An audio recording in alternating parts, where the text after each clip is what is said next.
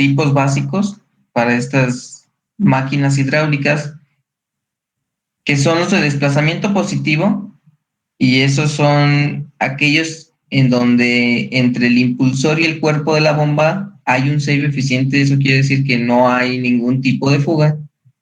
Y esos a su vez se pueden clasificar en máquinas hidráulicas alternativas o rotatorias. Y también tenemos las máquinas hidráulicas de flujo continuo, en donde existe entre el impulsor y el cuerpo de la bomba puede existir una fuga, no hay un sello eficiente. El claro ejemplo de una máquina hidráulica de flujo continuo son las bombas que tenemos en nuestras casas. Entre ellas no hay un sello eficiente entre el impulsor o el rotor y la carcasa de la bomba, sino que más bien lo que hace es que por medio de fuerza centrífuga está lanzando el fluido de un punto hacia arriba.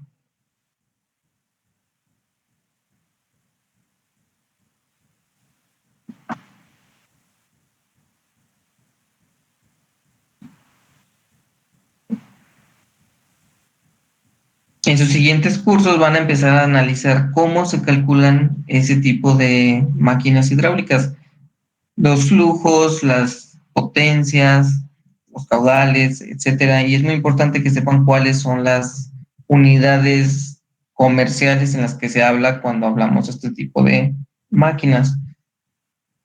La capacidad de una bomba siempre va a estar dada por galones por minuto, si estamos hablando del sistema inglés, o bien por metros cúbicos por hora. Son las unidades que se manejan comercialmente. Tenemos la capacidad de un compresor que está dado en pies cúbicos por minuto o bien metros cúbicos por hora. Tenemos el trabajo por unidad de masa. Para el sistema inglés tenemos la libra a pie, y para el sistema internacional tenemos el kilojoule sobre kilogramo, o bien la altura manométrica. También es así se conoce. Quiero una bomba de tantos metros de altura. Y la potencia también es algo importante. En el sistema inglés van a utilizar los caballos de vapor, mientras que en el sistema internacional se van a utilizar los watts.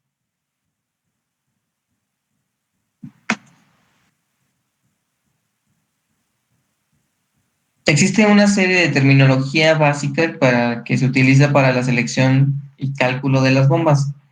Entre ellas, y la más importante, está la presión que se va a estar manejando. Entendamos por presión la fuerza ejercida por unidad de superficie por un fluido, y debemos de distinguirla de entre las tres tipos de presiones que hay.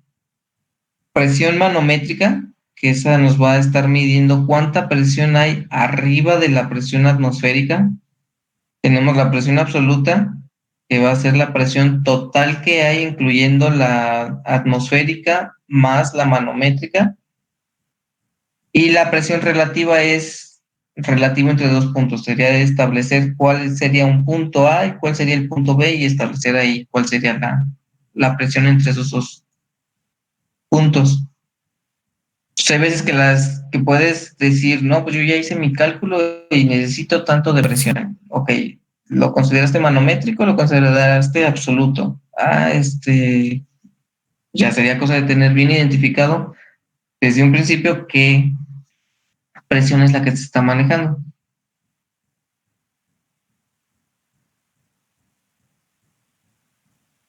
Otro término importante es la altura geométrica.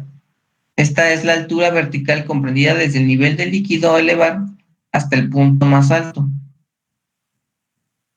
La altura total que se va a estar elevando. La altura de aspiración comprende la distancia desde el nivel del líquido hasta el eje de la bomba. ¿Queda claro cuál sería? Imagínense que nosotros tenemos, en el primer caso tenemos nuestro flujo acá abajo,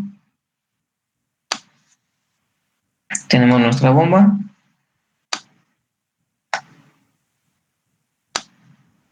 y ya se va a ir hasta un tanque en la parte de arriba. Entonces, toda esa distancia sería nuestra altura geométrica.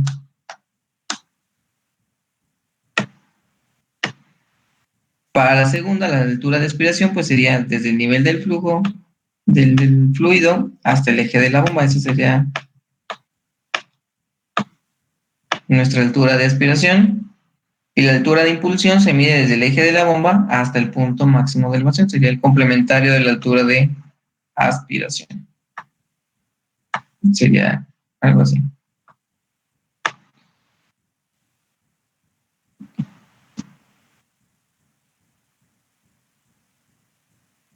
La altura manométrica es la suma de la altura geométrica, que es la desde el nivel del agua o del fluido hasta el punto más alto que se va a elevar, pero aquí se le suman las pérdidas de carga.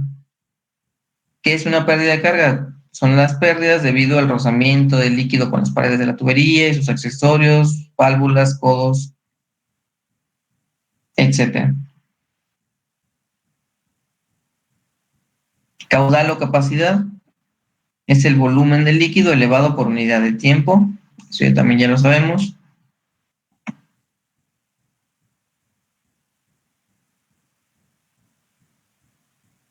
La curva característica, todas las bombas o máquinas hidráulicas van a tener una curva característica. Esto nos va a decir, dependiendo a qué revoluciones está girando, vamos a tener tanto caudal y vamos a tener tanta potencia. Entonces es importante que cuando ustedes compren una bomba o la diseñen, pues entreguen, si la van a diseñar, ustedes deben de entregar esa curva característica, deben de hacer el cálculo de entre esos tres factores: velocidad angular, potencia, presiones que se maneja, etcétera. Porque no es lo mismo tener una bomba conectada a una y que esté girando unas revoluciones de 1000 RPM a que esté girando a 800 o que esté girando a 1500, etcétera. La bomba tiene muchos puntos de trabajo, de funcionamiento. Otro punto importante es la cavitación. La cavitación es el ruido que se oye en el interior de la bomba causado por la explosión de burbujas de vapor cuando la bomba opera con una aspiración excesiva.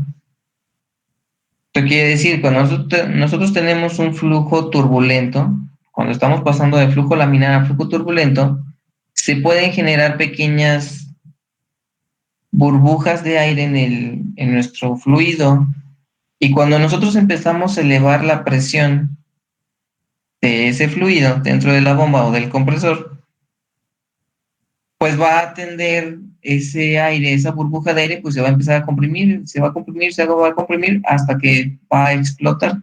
Y esas pequeñas explosiones se escuchan como ruido y van a estar provocando que se desgaste el material internamente.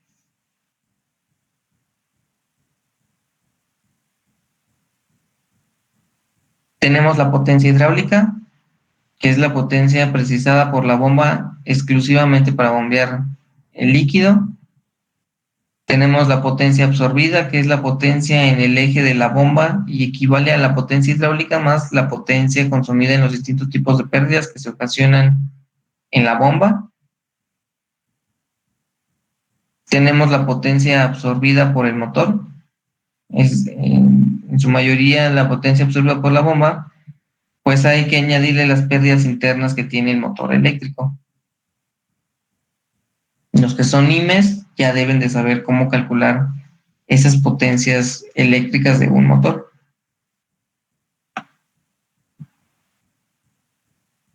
Y bueno, vamos a hablar un poquito de las bombas de desplazamiento positivo. Estas no tienen de presión máxima de impulsión. Esta presión de salida puede llegar a valores que ponen en peligro la integridad de la bomba si el conducto de escape se cierra completamente. Para garantizar el funcionamiento seguro de ellas, es necesario la utilización de alguna válvula de seguridad que derive la salida en caso de obstrucción del conducto. Y las podemos clasificar en cuatro principales, que serían las bombas de émbolos, las bombas de engranes, bombas de diafragma y las bombas de paletas. Entonces, como ya lo habíamos visto dentro de las válvulas que manejan presión, es importante que a todas las bombas hidráulicas siempre se le conecte una válvula de descarga. ¿Para qué? Por si se llega a obstruir completamente el conducto en donde debe de estar pasando el fluido, este va a tender a incrementar bastante la presión de todo el fluido y por ello necesitamos estarlo descargando al tanque para no evitar que vaya a haber ahí algunas fallas o que puedan poner en riesgo la integridad de alguna persona que esté cerca del sistema.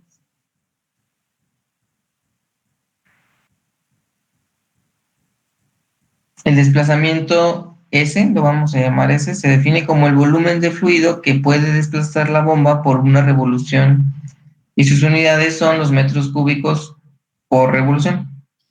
Así se van a establecer, se va a seleccionar estas bombas por medio del desplazamiento. Gracias al movimiento cíclico constante de su parte móvil, una bomba de desplazamiento positivo es capaz de entregar un caudal constante de líquido y soportar dentro de sus límites cualquier presión que se requiera. En otras palabras, una bomba de desplazamiento positivo genera caudal, pero a alta presión. Mismo diseño que el de los motores hidráulicos y presiones hasta de 800 bares.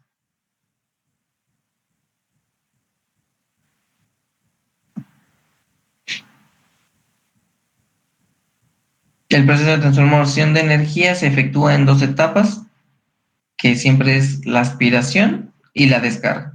En esas dos etapas siempre se van a dividir todas las bombas. La aspiración, al comunicar la energía mecánica de la bomba, esta comienza a girar y esto se genera una disminución de presión en la entrada de la bomba. Como el depósito de aceite se encuentra sometido a presión atmosférica, se genera entonces una diferencia de presiones, lo que provoca la succión y con ello el impulso del aceite hacia la entrada de la bomba. Pues cuando nosotros empezamos a girar nuestra bomba, el motor va a tener energía, toma la energía eléctrica, la genera en energía mecánica de rotación. Esa energía mecánica de rotación va a estar moviendo algún dispositivo dentro de la bomba. Ahorita vemos cuáles pueden ser. Pueden ser unos engranes, pueden ser unas aspas, pueden ser unos émbolos, etcétera, etcétera. Entonces se empieza a girar y se empieza a generar una disminución de presión. Esa disminución de presión, o si quieren verlo, una presión negativa, contra la presión atmosférica, empieza a ganar la presión atmosférica y entonces el fluido empieza a ser succionado. La segunda etapa es la de descarga. Ok, ya tomamos el fluido, ya está dentro de la bomba, pues ahora necesitamos llevarlo a donde lo queremos trabajar. Entonces, al entrar aceite, la bomba lo toma y lo traslada hasta la salida y se asegura que la forma constructiva del fluido no retroceda. Dado esto, el fluido no encontrará más alternativa que regresar al sistema, que es donde se encuentra espacio disponible, consiguiéndose así la descarga. Entonces, una vez que ya lo tomamos, lo vamos a descargar. Debido a la construcción de estas máquinas, que son de desplazamiento positivo, que dijimos que no tenían alguna fuga, sino que tienen un sello eficiente entre el rotor y la carcasa de la bomba, no vamos a permitir que el aceite pueda regresar. Entonces, lo obligamos a que todo lo que entró tiene que salir. Obviamente hay unas pequeñas pérdidas, pero se considera ahorita que es el 100% de eficiencia.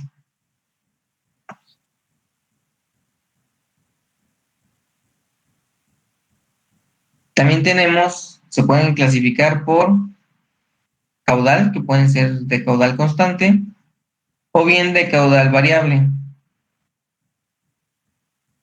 O también se puede clasificar dependiendo de su construcción, que son los de engranajes, que pueden ser los dientes externos, dientes internos, lóbulos, rotor, o bien por paletas, desequilibradas o equilibradas, y los pistones que pueden ser axiales o radiales.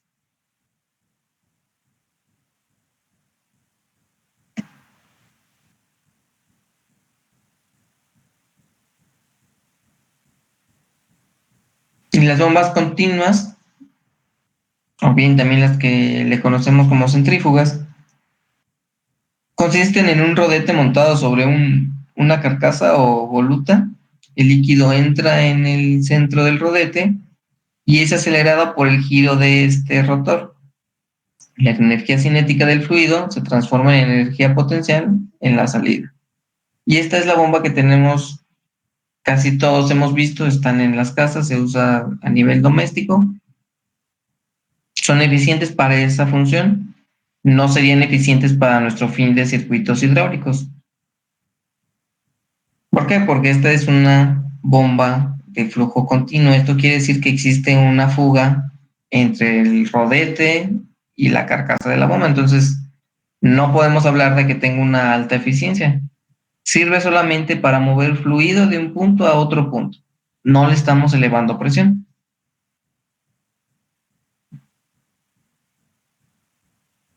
Tenemos la bomba de engranes. En el cuerpo cerrado están colocados dos engranes acoplados de manera que la holgura entre estos y el cuerpo sea muy pequeña, lo mínimo posible. Y este tipo de bombas es muy utilizado por su bajo costo, tamaño reducido y elevada durabilidad. Los engranes al girar atrapan el líquido en el volumen de la cavidad de los dientes en uno de los lados del cuerpo, zona de succión, y lo trasladan confinando por las escasas holguras hacia el otro extremo. Entonces, nosotros tenemos los engranes, tenemos la forma de estos dientes, y entre diente y diente se puede ahí colocar o se puede acomodar fluido, que es lo que está pasando. Al seguir nosotros girando el engrane, va quedando atrapado ese fluido entre diente y diente, hasta que llegue el punto en donde los dos dientes de los que estamos hablando ya hicieron un sello efectivo contra la carcasa de la bomba y entonces el fluido ya no puede escapar, ya se quedó ahí atrapado y no le queda de otra más que seguir el movimiento de esos dos dientes. Entonces sigue girando el engrane hasta que llegamos a la zona de succión y entonces ahí ya podemos, el fluido ya puede ser liberado y se tiene que ir. ¿Por qué? Porque ya viene más fluido atrás, en los otros dos dientes de atrás ya viene más fluido, entonces él no puede quedarse en esa zona, entonces no le queda de otra más que irse hacia el sistema. Y estas son las más utilizadas, son muy sencillas en su fabricación, en su principio de funcionamiento es algo muy sencillo. Son dos engranes que están acoplados entre sí, uno es el que tiene el movimiento y el otro es impulsado. Realmente los engranes para que fallen no es muy sencillo. Sí van a haber desgastes dentro de esta bomba, pero es mucho más tardado que se evidencie ese desgaste y nos provoque problemas en el funcionamiento. Entonces, por eso son unos dispositivos, unas máquinas que son muy utilizadas.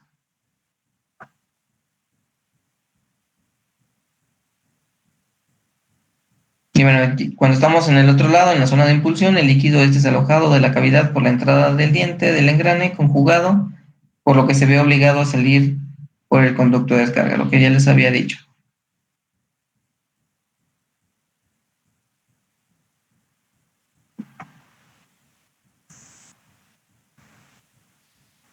La presión a la salida en estas bombas es también pulsante. ¿Qué quiere decir con pulsante? Que puede haber brincos, puede no ser tan constante como quisiéramos, pero los pulsos de presión son en general menores en magnitud y más frecuentes, por lo que puede decirse que también un bombeo más continuo que, por ejemplo, las bombas de pistones.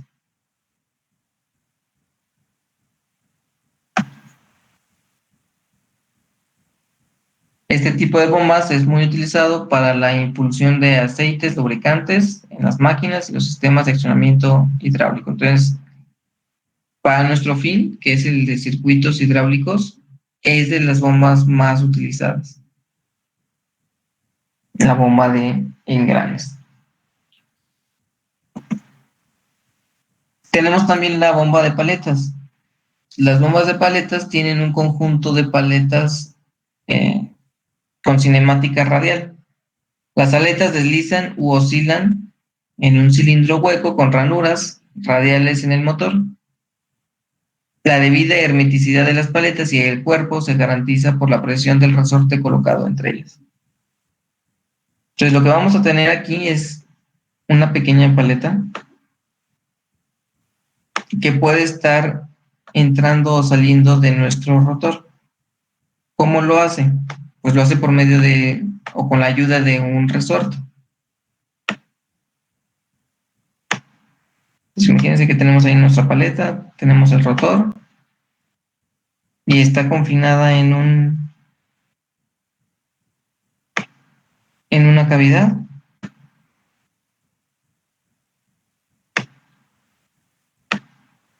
Y en esa cavidad vamos a tener un resorte. ¿Sí? Entonces, eso significa que nuestra paleta va a poder estar saliendo y entrando del rotor.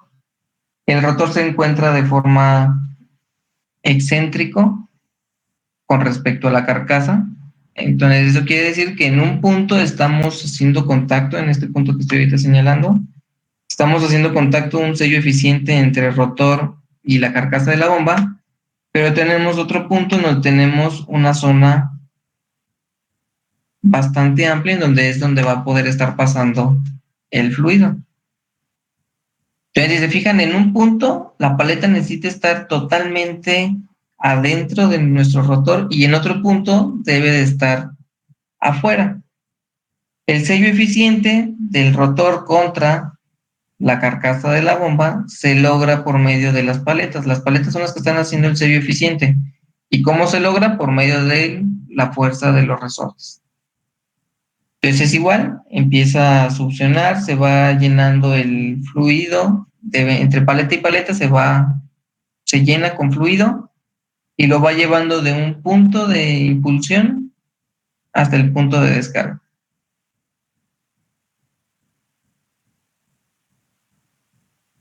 Y tenemos también las bombas de lóbulos. La bomba de lóbulos es una bomba mecánica, volumétrica y de desplazamiento positivo. Son unas cámaras de trabajo las que desplazan el líquido. Hay bombas de engranaje tipo lóbulos externos e internos. Ambos tipos de bombas se presentan a continuación y también se especifican. Entonces es como si tuviéramos, yo lo veo así, una bomba de lóbulos es como si tuviéramos una bomba de engranes, pero de solamente 2 dientes o 3 dientes. Algo así es lo que está pasando. Solamente que como no son tantos dientes, pues se le nombra lóbulo. Pero es el mismo funcionamiento que una bomba de engranes. Aquí lo que vemos es que hay mucho más espacio, volumen entre un diente y otro, por lo que podemos obtener caudales más grandes que la bomba de engranes. Tenemos los lóbulos externos, como los que se están viendo ahorita en la imagen. Son bombas rotativas de engranajes externos que difieren de estas en forma de accionamiento de los engranajes. Ambos engranajes tienen solo 3 dientes, que son mucho más anchos y más redondeados que los de una bomba de engranajes externo. Su accionamiento es independiente por medio de un sistema de engranajes externo a la cámara de bombeo. Entonces, aparte de esta zona donde tenemos nuestros lóbulos, debe de haber otra zona en donde estemos dando impulso a estos lóbulos. Puede ser por medio de la conexión directa con un motor eléctrico o bien el conjunto de un motor eléctrico con un motor reductor para disminuir la velocidad angular que tiene el motor. ¿Qué ventajas tienen las bombas de lóbulos externos? Dentro de la gran variedad de las bombas de lóbulos externos encontramos las siguientes ventajas. Los lóbulos son accionados independientemente por medio de un sistema de engranajes externos a la cámara de bombeo. Esta es una ventaja. Ofrecen mayor desplazamiento, pero su costo es mayor a las bombas de otro tipo. Esta bomba es adecuada para utilizarla con fluidos más sensibles al efecto del esfuerzo tangencial o del cizallaje, y es excelente al manejo de fluidos con gases o partículas atrapadas. Entonces, estas son algunas de las ventajas que tienen los lóbulos externos. Sin embargo, al ser de un costo mayor, por eso no se termina por utilizar tan comúnmente. Sigue ganándole las bombas de engranajes. Y tenemos la bomba de lóbulos internos, como se muestra en la imagen. Ese sería su principio de construcción. Y son bombas rotativas de engranajes internos que difieren en la forma de accionamiento de los engranajes. Esta bomba también combina un engranaje interno dentro de otro externo. El engranaje interno está montado en un eje y lleva un diente menos que el engranaje exterior.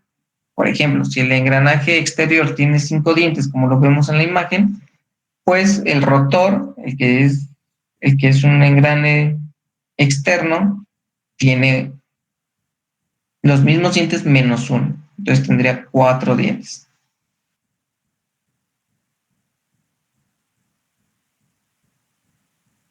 ¿Qué ventajas tienen los lóbulos internos? En la gran mayoría de las bombas de lóbulos internos encontramos las siguientes ventajas. Estas bombas tienen mayor eficiencia volumétrica que la de una semiluna trabajando a bajas velocidades. El rendimiento volumétrico total de este tipo de bomba es generalmente similar al que ofrecen las bombas de engranajes externos.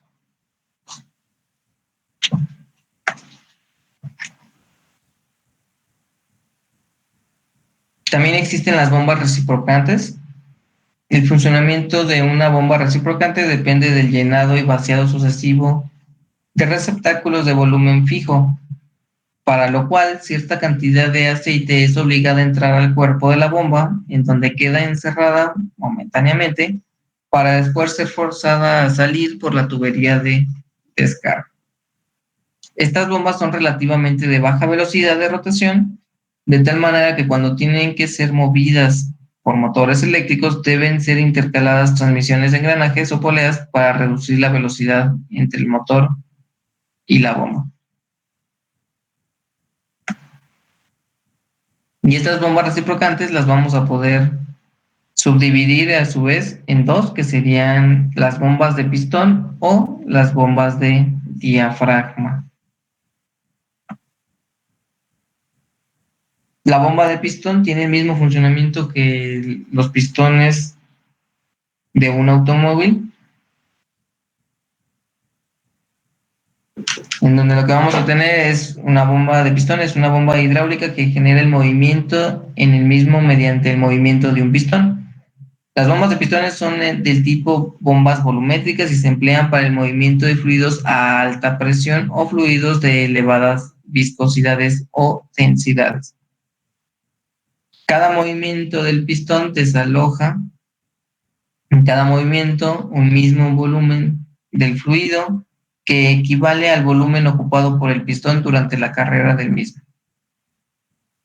Entonces tiene el mismo principio. Cuando el pistón va hacia abajo, va en el movimiento de izquierda a derecha, como lo tengo ahorita en la imagen, pues tenemos una válvula que va a permitir que el fluido entre porque se está generando una presión negativa dentro de la cámara del pistón. Entonces entra el fluido, posteriormente el pistón comienza a subir y entonces empezamos a comprimir el fluido. Si es un fluido hidráulico, obviamente no se puede comprimir, entonces inmediatamente lo obliga a salir por la otra válvula, que sería como una válvula check, que solamente permite la salida hacia la descarga. Y ese sería el principio de funcionamiento.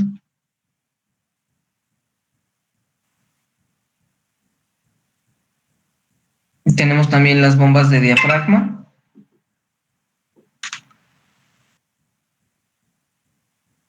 Las bombas de diafragma son un tipo de bombas de desplazamiento positivo, generalmente alternativo, que utilizan paredes elásticas membranas o diafragmas en combinación con válvulas de retención, check, para introducir y sacar fluido de una cámara de bombeo.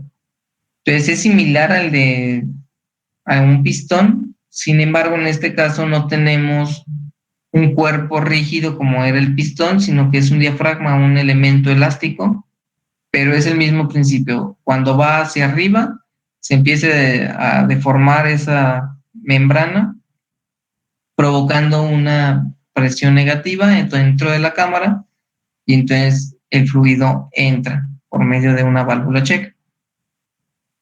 Cuando la membrana va hacia abajo, recupera sus dimensiones originales, la presión se empieza a elevar y entonces el fluido que estaba ahí tiene que ser expulsado hacia la tubería de descarga.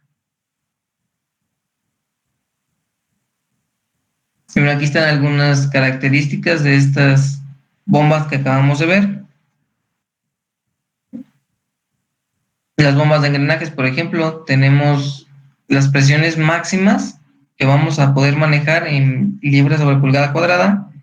Para las bombas de engranaje son 2500 como máximo, las bombas de paletas 2000, las bombas de pistón radial 3000 y las bombas de pistón axial 5000 como máximo. Entonces ya depende de qué presión quieran ustedes en el sistema, pueden ya irse inclinando por una o por otra tipo de bomba. También tenemos el volumen en galones por minuto.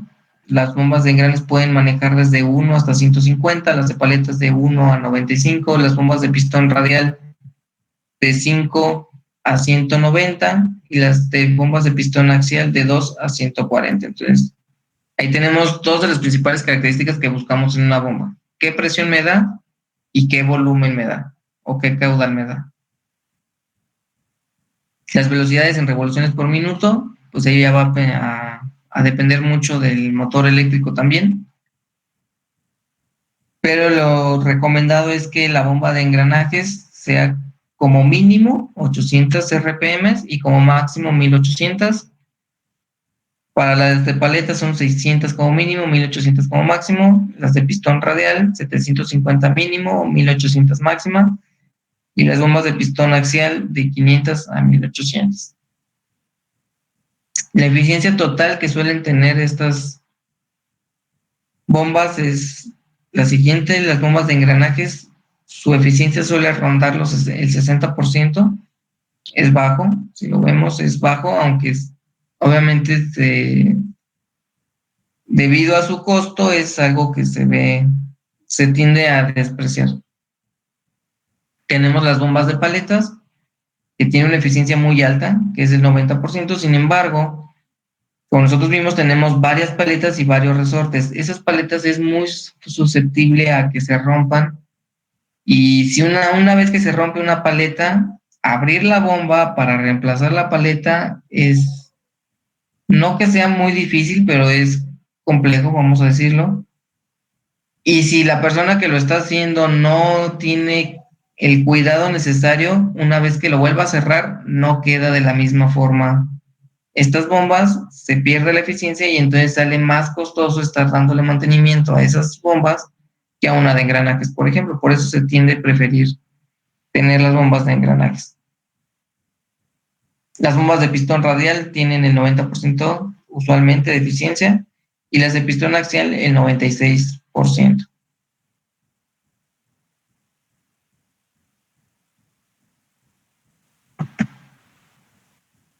Y bueno, vamos a hablar también un poco de lo que son los compresores. Ya hablamos de las bombas, que son los elementos, las máquinas que van a estar trabajando con fluidos hidráulicos, y los compresores vendrían a ser lo que vamos a estar, con los que vamos a estar manejando todo lo que sea neumático. Un compresor es una máquina de fluido que está construida para aumentar la presión y desplazar cierto tipo de fluido, llamados compresibles, tales como gases y vapores. Esto se realiza a través de un intercambio de energía entre la máquina y el fluido, en el cual el trabajo ejercido por el compresor es transferido a la sustancia que pasa por él, convirtiéndose en energía de flujo, aumentando su presión y energía cinemática, impulsándola a fluir.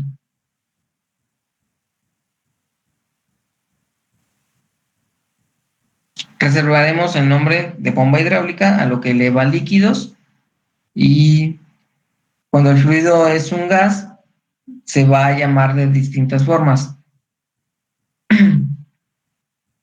Número 1, se puede llamar ventilador cuando el incremento de presión es muy pequeño. Esto quiere decir que estamos llegando hasta 0.07 bar. Entonces, desde una presión de 0 hasta una presión de 0.07 bar, no le vamos a llamar compresor, le vamos a llamar solamente ventilador. Cuando tengamos una presión entre 0.07 y 3 bares, entonces vamos a estar hablando de un soplante. Y cuando superemos esa barrera de los 3 bares, en adelante vamos a estar hablando de los compresores, que son los que nos van a importar a nosotros.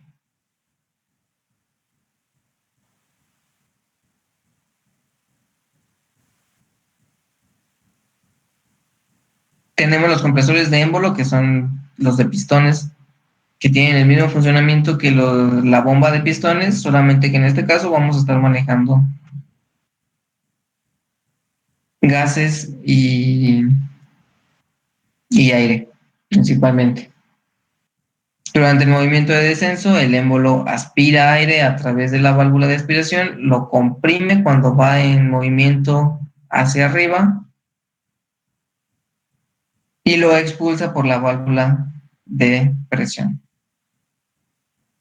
Entonces, de una etapa hasta aproximadamente se suele tener una presión de 600 kilopascales o bien 6 bares. Profe, Mande.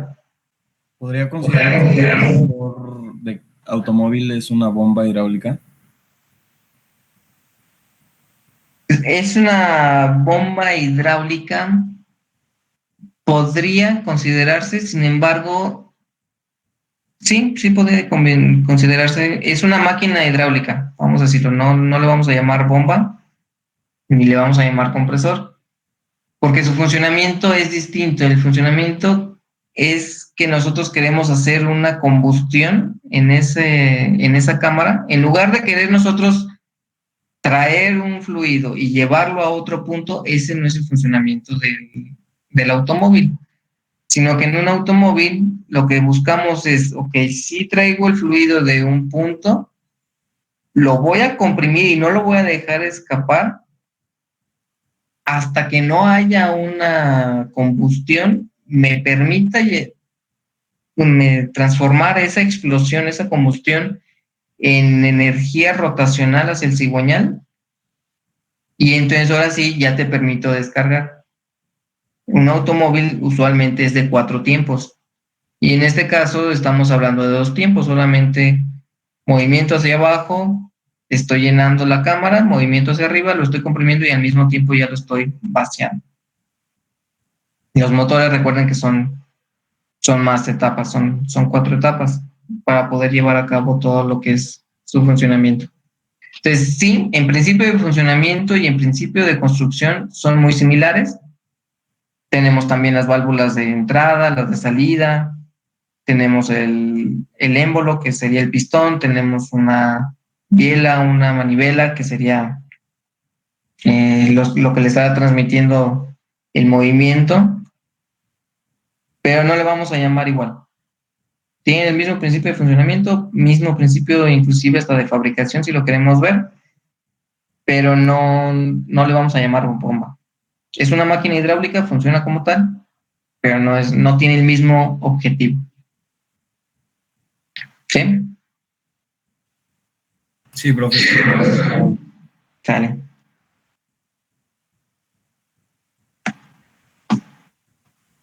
Tenemos también los compresores radiales, en donde el aire es acelerado en sentido radial por las paletas que giran rápidamente. La energía cinética del aire se transforma en energía de presión y eso nos genera fuerza centrífuga. Las presiones que vamos a estar pudiendo manejar en este tipo de compresores es de hasta 10 bares. Entonces son las mismas de construcción que una bomba de paleta, solamente que en este caso vamos a estar manejando aire. Y bueno, esto sería todo por este tema de bombas y compresores.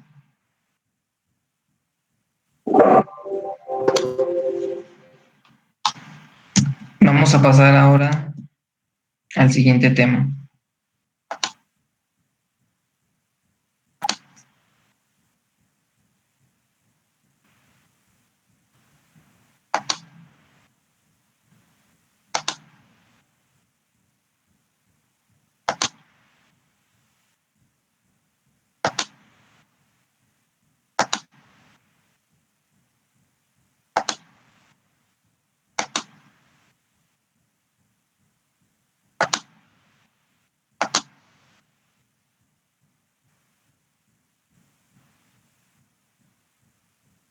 Bueno, ahora vamos a hablar de los accesorios que puede tener un circuito hidráulico o bien neumático. ¿Cómo qué accesorios pueden ser? Pues todo lo que son sensores o todo lo que viene siendo algo extra que se va a agregar a nuestro circuito con el principio de poder lograr un mejor funcionamiento. Tenemos los acumuladores, esto para los circuitos neumáticos, y esto no es otra cosa más que vamos a tener ahí un pequeño pulmón, se le vamos a llamar así, un pequeño pulmón, para que cuando nosotros necesitemos presión instantánea y a lo mejor con un caudal alto, tengamos esta que viene siendo como una batería para poderlo eh, proveer de esa presión y de ese caudal. Un acumulador es un tubo de acero con un separador de fases, nitrógeno, aceite hidráulico, capaz de almacenar una cierta cantidad de fluido a presión para auxiliar al circuito hidráulico, o bien también puede ser neumático. Normalmente se comprime un gas inerte, como el nitrógeno, nunca aire u oxígeno. ¿Por qué no se comprime aire u oxígeno? Pues porque pueden ser explosivos esos dos y el nitrógeno no es explosivo. El mismo transferirá la presión y el caudal acumulado al circuito hidráulico cuando el circuito lo requiera. Entonces, estos acumuladores se van a utilizar en ambos circuitos hidráulicos y neumáticos, y esto es solamente para tener un pequeño respaldo de energía, tanto hidráulica como neumática, para que cuando necesitemos un alto flujo lo podamos obtener de este acumulador. Las aplicaciones de estos acumuladores son las siguientes. Número 1, restituir, compensar pequeñas pérdidas de fluido en el circuito. Número 2, contradilatación. Los fluidos por cambios de temperaturas pueden dilatarse o perder presión. Entonces, ahí nosotros tendríamos este acumulador para poder nivelar esa pérdida de presión. Número 3, de reserva. Al poder mantener una presión, pueden servir de reserva de energía. En el dado caso que se vaya la energía eléctrica, por ejemplo, que ya no tengamos flujo de la bomba, porque ya se fue la energía eléctrica, este podría ayudarnos a regresar todo a su posición de casa para evitar accidentes.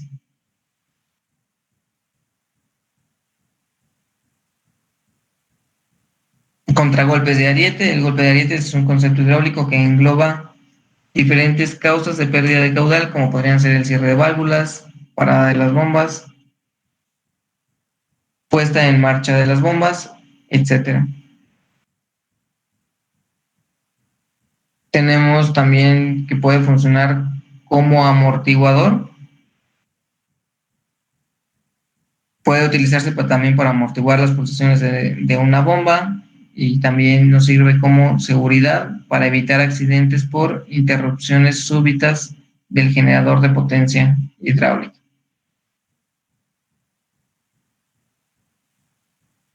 Entonces, todo esto para estas aplicaciones nosotros podemos utilizar lo que son los acumuladores.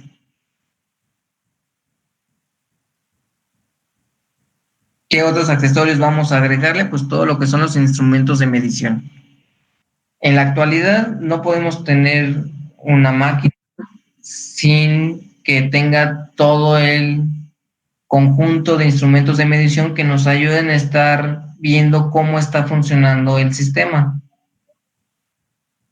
Necesitamos saber a qué presión está trabajando el sistema. No podemos confiar solamente que la bomba nos esté entregando la presión o el compresor nos esté entregando la presión que nosotros requerimos, sino que necesitamos estar midiendo en todo momento cuál es la presión. A lo mejor si el caudal es una variable muy importante en el proceso, pues necesitamos tener un caudalímetro para estar midiendo cuánto flujo hay o saber la temperatura del fluido. Necesitamos también saber presencia de algunos objetos, sensores inductivos, sensores capacitivos, etcétera. Entonces, todos estos instrumentos de medición, los que sean requeridos, se tendrán que añadir a nuestro circuito hidráulico o neumático. Los más importantes son los manómetros. Siempre va a ser muy importante que sepamos cuál es la presión del sistema. ¿Por qué? Porque si se llega a incrementar la presión de más y los sistemas de seguridad no entran, no funcionan, por ejemplo, una válvula de descarga, una válvula de alivio, no llegan a funcionar, entonces necesitamos que también de forma visual alguien pueda detectar que está habiendo un incremento de esa presión. Los manómetros pueden ser de dos tipos, los de líquidos, que ya todos conocemos, que son cuando tenemos los tubos en U.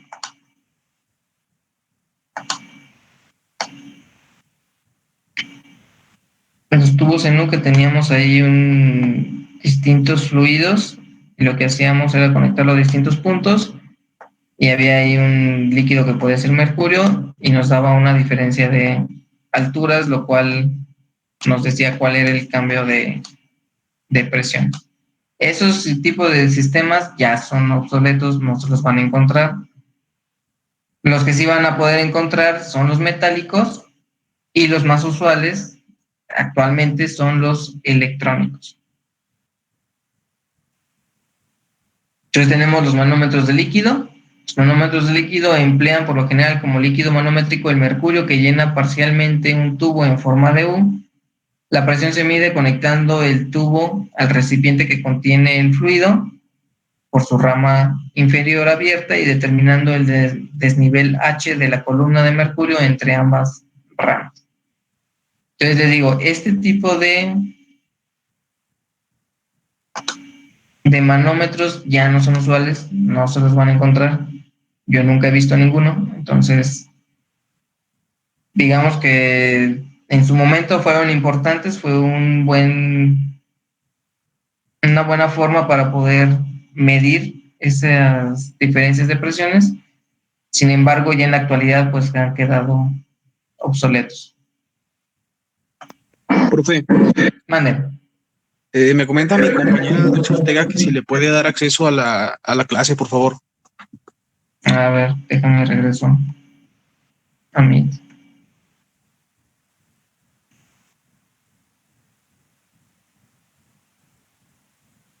No me sale, dile que si puede intentar volver a entrar, A ver, déjenme digo. por favor.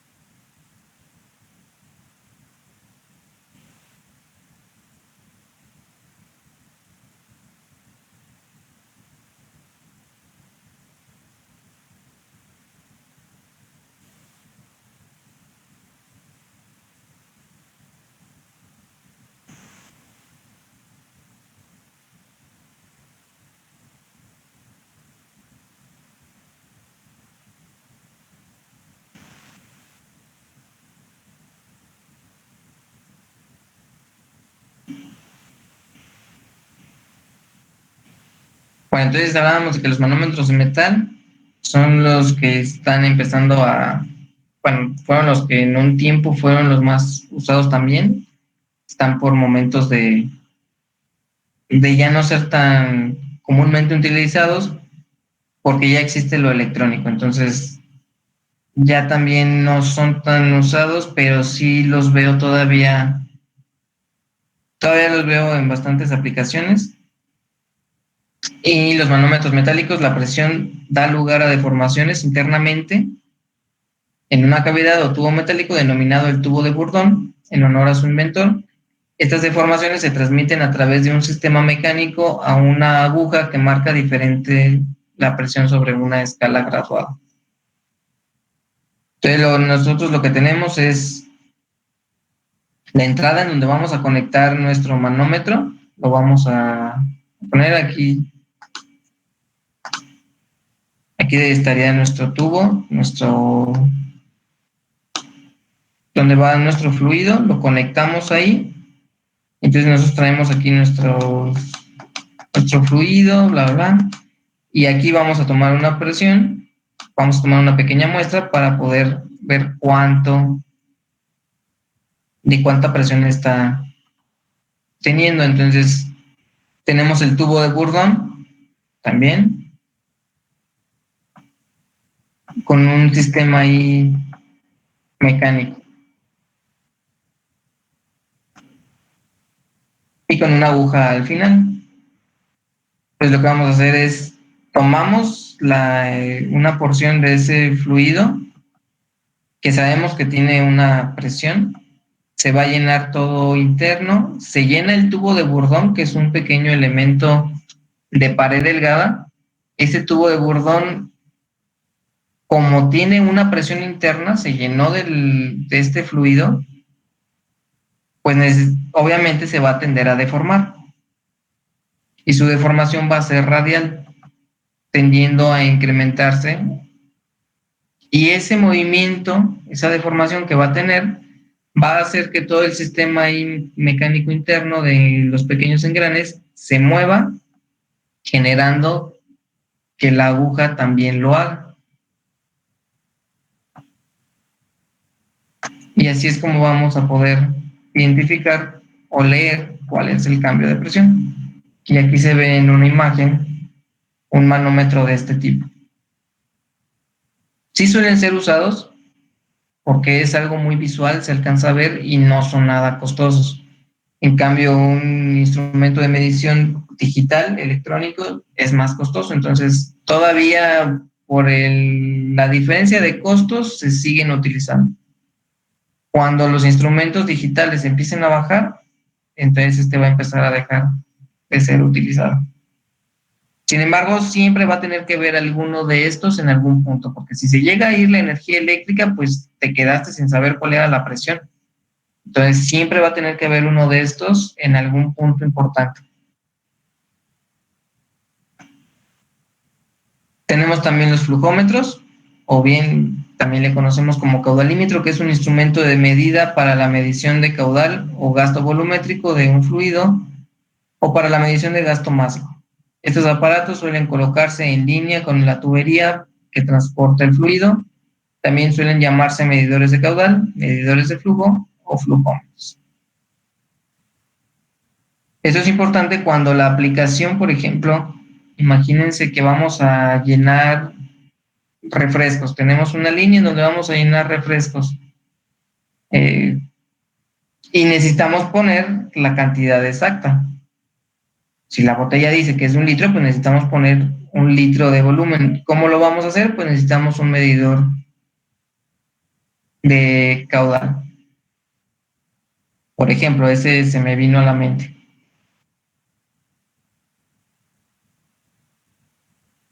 También los termómetros es muy importante saber, sobre todo en sistemas hidráulicos, que son los que tienden a calentarse mucho. Si no se hizo una buena selección de los diámetros de tubería, entonces se va a empezar a incrementar demasiado la temperatura. Y es muy importante estarla monitoreando para que en caso de que se supere algún límite, pues mandemos parar todo por seguridad. O también la bomba, el conjunto de bomba no puede estar tan caliente, tiene una cierta límite al cual puede trabajar correctamente. Tenemos también los intensificadores de presión, que estos no es otra cosa más que un cilindro, puede ser un cilindro diferencial de los que vimos de doble efecto, podemos utilizarlo como un intensificador de presión. El funcionamiento del transformador de presión se basa en un pistón de diferencial alojado en un cuerpo apropiado para que pueda desplazarse por su interior.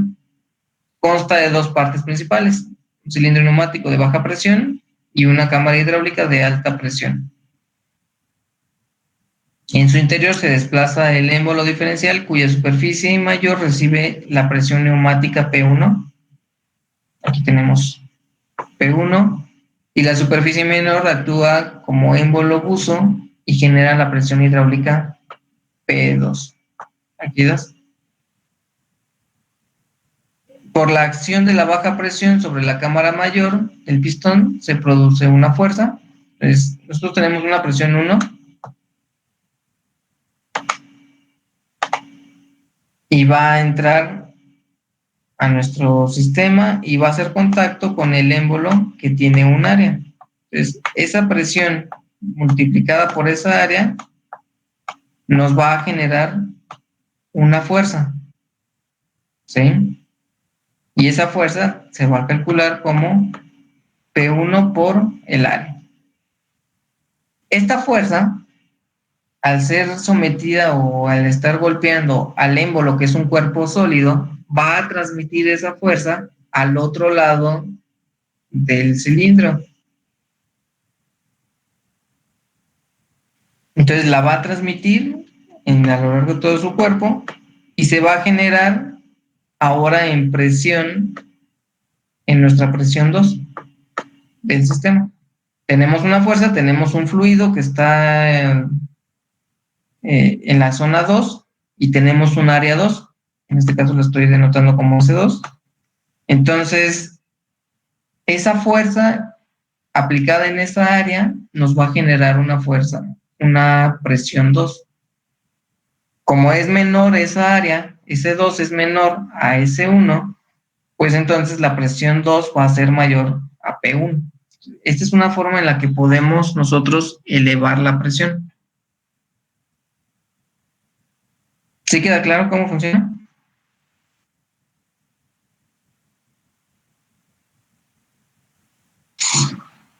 Sí. Ok. Sí. También tenemos los enfriadores. Ya dijimos que tenemos termómetros. Muy bien. Ya el termómetro te va a decir, bueno, tienes tanto de temperatura. Si está en exceso y siempre es una constante que va a llegar a esa temperatura, pues entonces necesitamos añadirle un enfriador al sistema. Y un enfriador no es otra cosa más que es un caso especial de una máquina frigorífica cuyo cometido es enfriar un medio líquido. Se utiliza para enfriar el aceite de las unidades de potencia, evitando calentamientos innecesarios en el fluido de poder, ya que de otra forma de generación del mismo ocasionaría problemas de cavitación, corrosión, desgaste excesivos en las bombas, válvulas, etc. Un buen funcionamiento del fluido de potencia existe en un rango de entre 30 grados centígrados hasta unos 40 grados centígrados. Arriba de esos 40 grados centígrados podemos tener problemas, nos puede estar generando algunos de esos problemas que ya vimos, como la cavitación, la corrosión, etcétera. Y abajo de esos 30 grados centígrados puede ser que, si estamos hablando de una máquina hidráulica, que la viscosidad se empiece a incrementar y entonces estemos sobrecargando el sistema.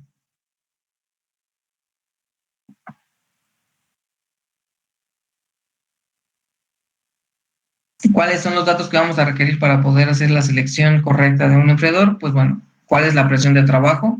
Eso es lo primero que tenemos que identificar. ¿Cuál es el flujo que requerimos? La potencia del motor de la bomba, las características físico-químicas del aceite o denominación de acuerdo a códigos y la temperatura del agua de enfriamiento. Vamos a requerir de todos esos datos para poder seleccionar correctamente nuestro enfriador. Y no es otra cosa más que un intercambiador